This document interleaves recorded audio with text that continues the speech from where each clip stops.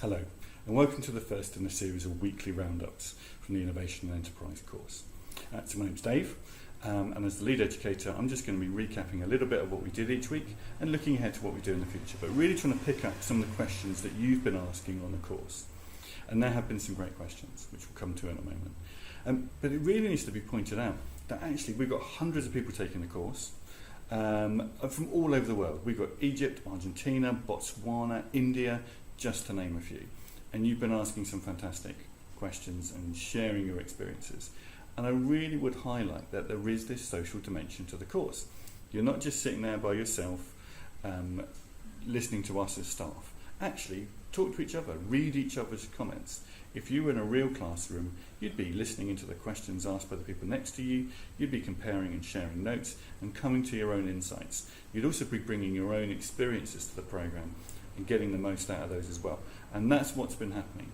So at the very least, do take some time to read some of the comments that other students have been making about the course. There's some fantastic stuff in there, some really good questions, and it's provoked some really good answers. Some of those are from the community, some of those are from us as staff, and occasionally we've sort of thought, oh, we probably should have mentioned that.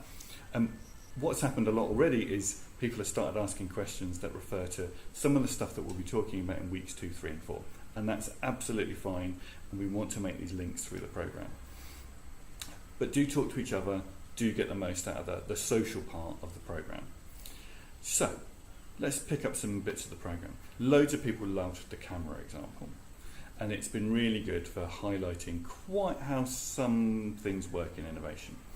Tabea Maria made a very good point that the camera has impacted on lots and lots of different fields, and it's fundamentally changed how we think about some of those things. So travel, the media, just how stories are told have all really dramatically changed because of the advent of the camera. But Sarah A makes the point that actually the camera has also been changed, that we've seen its use in different contexts set up different types of camera with different expertise and different specialisms to achieve different things. And innovation does work in these ways. Innovation changes all kinds of different fields, and its use in those fields has knock-on effects to the development of the technology. It goes both ways. Once we got into the timeline, Sarah actually made another good point, which was, well, actually, is it all good? Are all innovations positive? I mean, the advent of the mobile phone feels like a positive for communication, but actually has it damaged the way that we try and relate to people?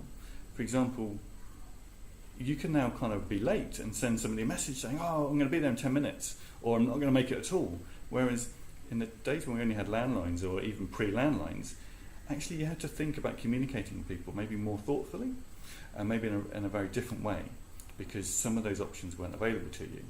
And this idea of unintended consequences of innovation is something that we'll come back to, particularly in week 3 when we start looking at the future. What else have we had? So, Nesreen at stage 1.6 makes the point that innovation does not have to be in your own field of study. Absolutely right. Actually, one of the reasons we get you to do the resource profiling is because it's really unlikely that you are going to be the only person who knows how to do a particular thing. So actually, you either need to combine forces with other people who know how to do different things, or you need to find rare combinations in your own experience to see where innovation comes from.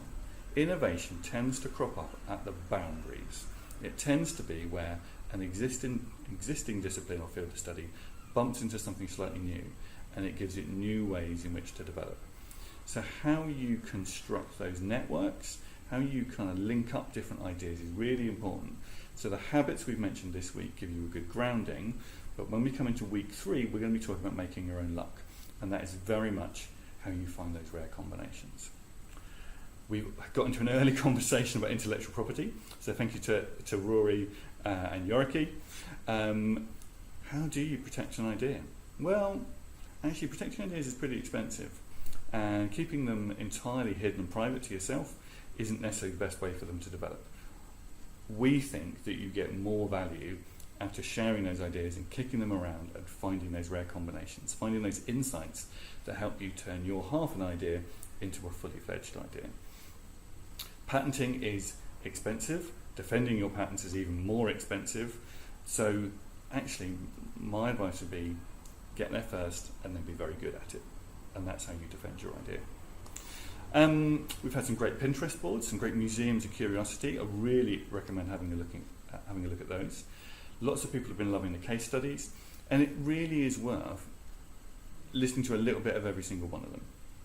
And some of those videos are a little bit longer, but I think well worth it, because people have been finding that they particularly identify with one or more of the innovators, but often not all of them. And that's exactly how it should be. We've tried to give you a few different voices and a few different styles of innovation so that you can kind of recognise yourself in there. People have been saying that they don't like networking. That's absolutely fine. I didn't used to like networking, but I'm okay now. Get to week 4 and we'll tell you a bit more about that.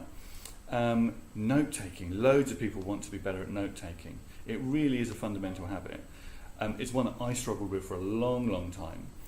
The only way through it really is to keep trying and find a style of note-taking that works for you. That might be copious notes, that might be short notes, that might be edited highlights, it might be checking back once a week, it might be digital, it might be audio recording, you might write it handwritten, you might just sketch and draw. Find a way that works for you, because it means that you have that second brain to keep all those ideas in and to make those connections. And then finally, the types of innovator I really want to highlight. There is no one type that is any better than another. They're all very, very useful. So the analogy I gave in the comment section about brake, accelerator, gears and clutch, absolutely. You need lots of different styles of people to make ideas happen. It isn't all just idea. It's, okay, which of those are any good? Oh, actually, how do we connect that one to this one? Actually, that one's just not practical. Actually, that one needs development. That has some potential in it, but it's not ready yet. All those different styles really make a difference. So it's worth thinking about your own style, working on how you develop that, and then linking up with other people to boot. So we've set the scene for innovation. Next week is all about deliberate problem solving. A couple of people have already asked some big questions about, how do we solve the really big things? And that's exactly what we're going to tackle in week 2. Then we're going to talk about luck, and then we're going to talk about how you act on it all. Hopefully you've been enjoying it so far. Hopefully you'll continue to participate. Even if you've been utterly silent so far, now's your chance. Come and get involved. Thank you very much. See you in a week's time.